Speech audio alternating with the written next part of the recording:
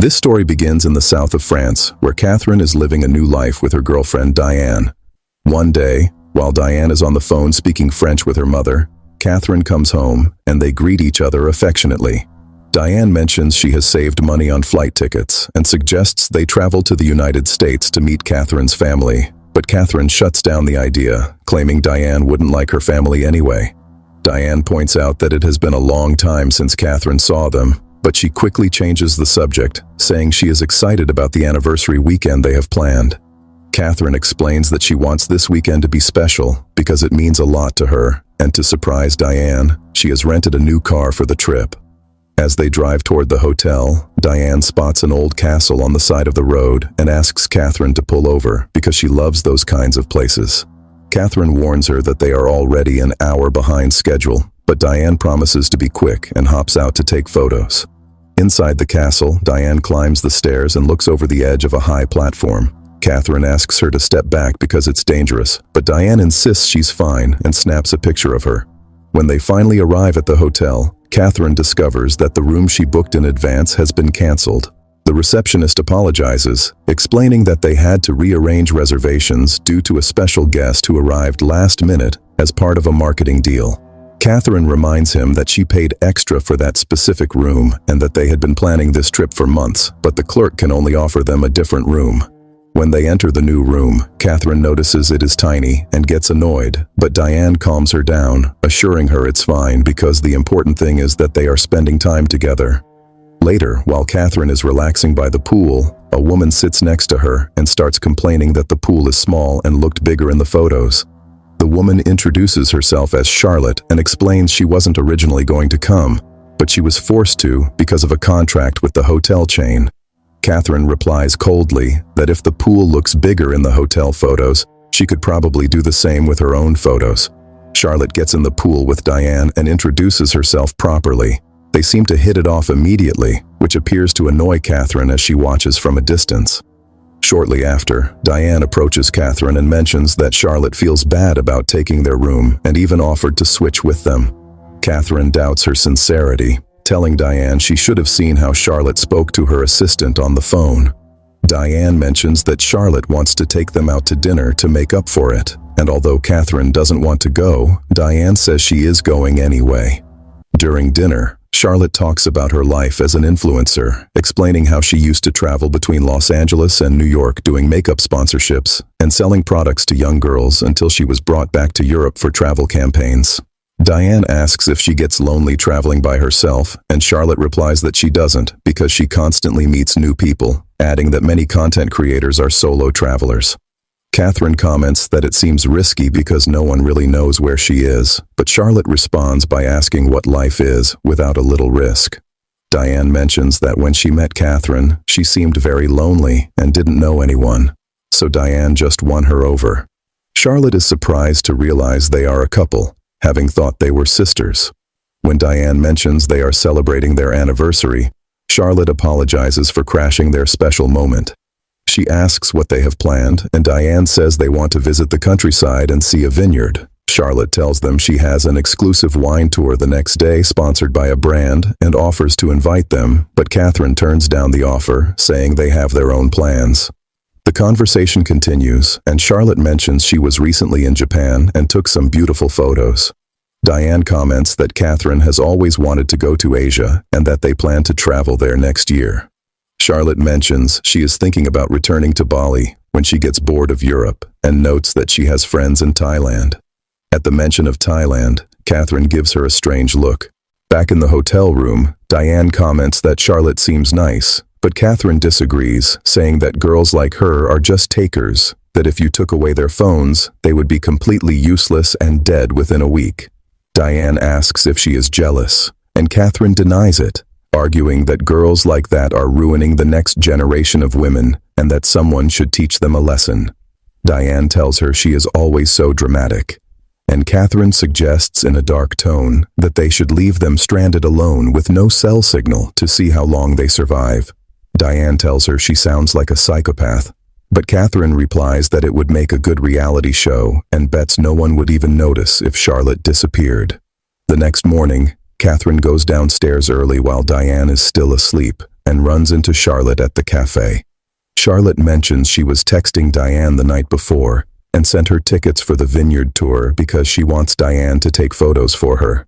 She says Diane is very talented and that she knows some influencer friends who would love to hire her, so she plans to introduce them.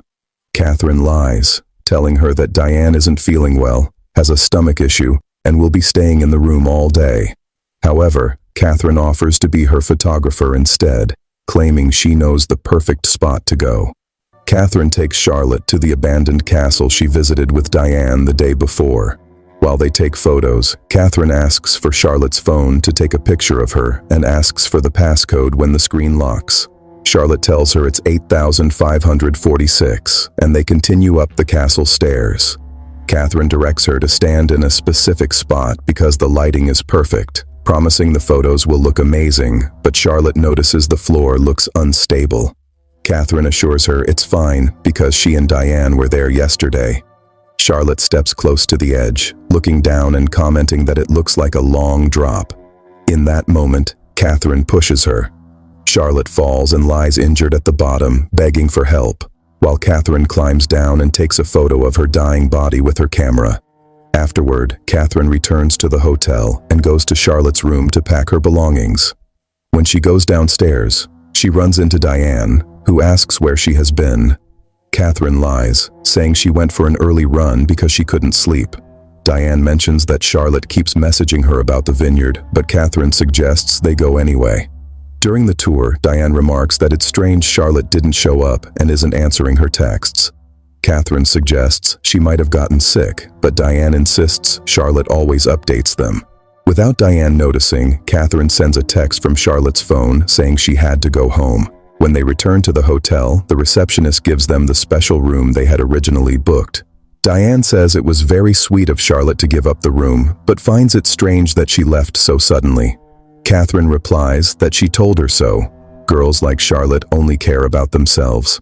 That night, while Diane sleeps, Catherine stays up using Charlotte's phone and laptop, posting photos on her social media to make it look like she is still alive. Diane notices Catherine is spending too much time online and asks if she needs anything, but Catherine just says goodnight. The next morning, Catherine goes out while Diane is cooking and walks through the city. She spots a blonde girl taking selfies and starts to follow her, but just as she's about to get close, the girl's boyfriend appears and Catherine walks away. She then goes to the waterfront and throws Charlotte's phone into the sea. When Catherine returns home, she finds Diane rummaging through her belongings. Diane has discovered all of Catherine's fake passports and has accessed Charlotte's account on the computer. She asks how Catherine got access to that account and what she was doing in Thailand. Catherine tries to deny she was ever in Thailand, but Diane says she read an article about several girls who were murdered there. Diane says she is going to call the police, but Catherine begs her not to, telling her she loves her. Diane replies that she lied to her and calls her a psychopath as she tries to back away. Catherine hits her with an object and then strangles her with a cord until she is dead. The story shifts to a podcast where the hosts are discussing events that took place in Thailand a year earlier. They explain that authorities found the remains of 2 women on a small, uninhabited island, and that a woman returned on a boat with 2 more bodies, claiming she had left the killer trapped on the island. However, when authorities went to check, the island was empty, and there was no killer. The suspect is described as an unknown woman with a prominent birthmark on the right side of her face, but somehow there are no clear photos of her and no records of any kind, as if she disappeared like a ghost. The hosts welcome Madison, the sole survivor who was initially a suspect but was released due to lack of evidence. Madison explains that she deleted her social media because the harassment was too intense and that she had to move because people were showing up at her house and had found her phone number. She insists that the killer took over her entire life, including her social media and bank account, while she was trapped on the island for 4 weeks. The hosts question her aggressively, pointing out that she was posting during that entire period and that the alleged killer simply vanished without a trace. They ask her how it is possible for someone so recognizable to just disappear and how she managed to escape the island.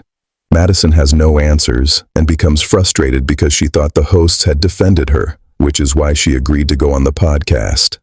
Madison tries to move on with her life and gets a normal job. One night, while researching influencer deaths online, she reads about Charlotte's case and notices that her accounts continued posting after her death. She begins receiving harassing calls from unknown numbers, and someone even shows up at her door claiming they have pizzas for her that she didn't order, signaling that her stalkers have found her new address. Determined to find answers, Madison travels to France and visits the hotel where Charlotte stayed. She watches a video Charlotte recorded by the pool and spots Catherine and Diane sitting in the background. She goes to the hotel and asks the receptionist about the two women who stayed there, but he refuses to give out information about past guests. Madison searches social media for photos tagged at the hotel and finds Diane's profile, where Catherine appears in a photo. She calls Diane's mother, and although the woman only speaks French, Madison manages to understand that Diane went to Bali, Indonesia, with Catherine.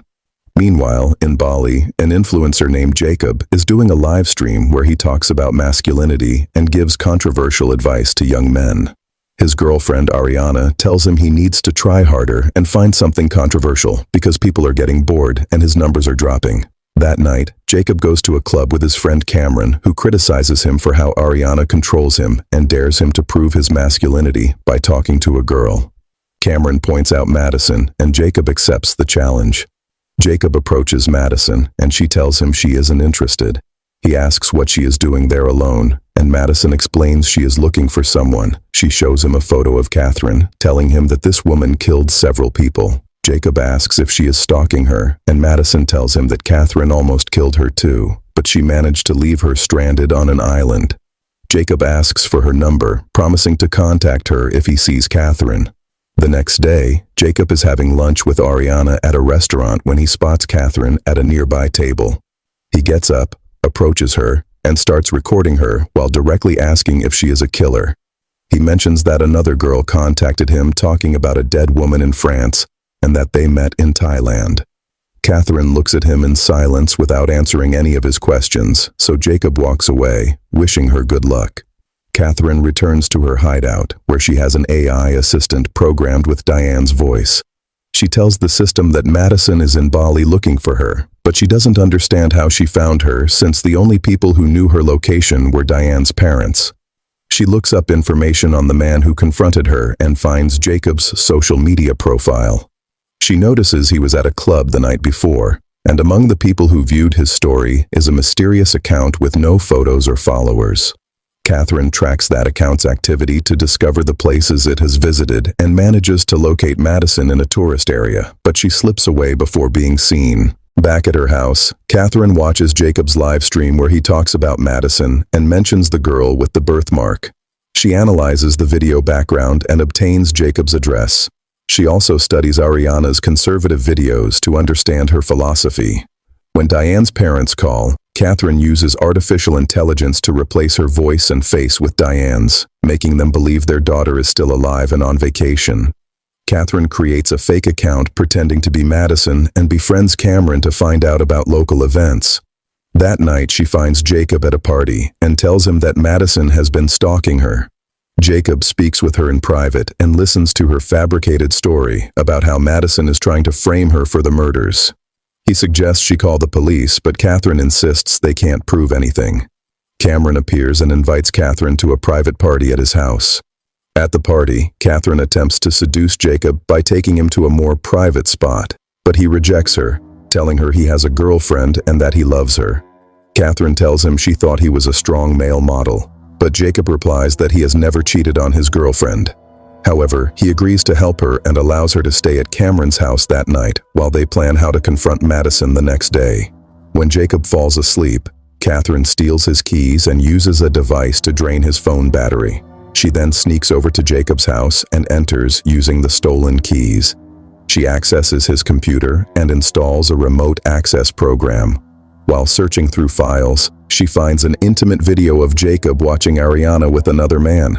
At that moment, Ariana appears and asks who she is and what she is doing in her house. Catherine tells her she knows Jacob and that he gave her permission to use the computer.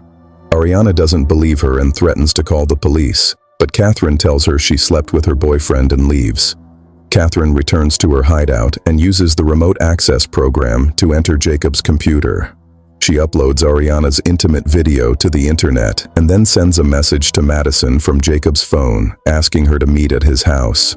The story flashes back to how Catherine met Diane a year earlier in France. After escaping the island, Catherine tried to keep a low profile until she saw Diane working at a cafe. She asked her out, and they connected immediately. Diane asked what happened to her eye, and Catherine told her someone left her trapped on an island, but she didn't mention the murders. When Catherine killed Diane, she immediately regretted it and tried to wake her up while crying. In the present, Ariana begins receiving thousands of hate messages because her intimate video has gone viral. She tries to call Jacob, but his phone is dead. She calls Cameron, who tells her that Jacob is with another girl and is sick of her. Devastated by the public humiliation, Ariana takes a knife and takes her own life. Catherine returns to Cameron's house and pretends she was there all night. When Jacob wakes up, he sees his phone isn't working and asks for Catherine's to call Ariana, but she doesn't answer. Jacob and Catherine go to his house and find Ariana dead by the pool, with Madison standing near the body. Jacob goes berserk and accuses Madison of killing his girlfriend. Madison denies everything and says Catherine sent her a message telling her to meet there. The two women begin accusing each other while Jacob doesn't know who to believe. Madison grabs a knife to defend herself, and when Jacob approaches, she accidentally stabs him in the stomach. Catherine attacks Madison, and a violent fight ensues where they hit and struggle with each other all over the house. After a brutal battle, Madison manages to knock Catherine down and knock her out. She takes her phone and discovers where she lives. Before leaving, she binds Catherine's hands and ankles with duct tape. Madison goes to Catherine's hideout and is surprised to hear Diane's voice, but realizes it is just a computer. She finds the fake passports and a photo of Charlotte's body. She also discovers that Catherine has access to Jacob's computer and webcam. Jacob regains consciousness and unties Catherine, still believing Madison is the killer. He checks Ariana's phone and finds messages she sent him the night before about a dark-haired girl entering their house.